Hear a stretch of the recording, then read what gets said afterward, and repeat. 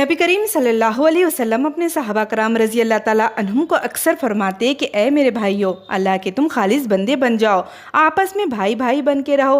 हज़रत अबू हुरैरा रजी अल्लाह ताला अन्हु इरशाद फरमाते हैं कि एक दफ़ा मुस्तफ़ा करीम सल्लल्लाहु अलैहि वसल्लम हमसे इरशाद फरमाने लगे कि ए मेरे भाइयों, एक दूसरे से कभी हसद ना करो, एक दूसरे के लिए किसी भी चीज़ की कीमतें ना बढ़ाओ और एक दूसरे से बोझ ना रखो, और याद रखो कि एक दूसरे से कभी मुँह ना फेरो।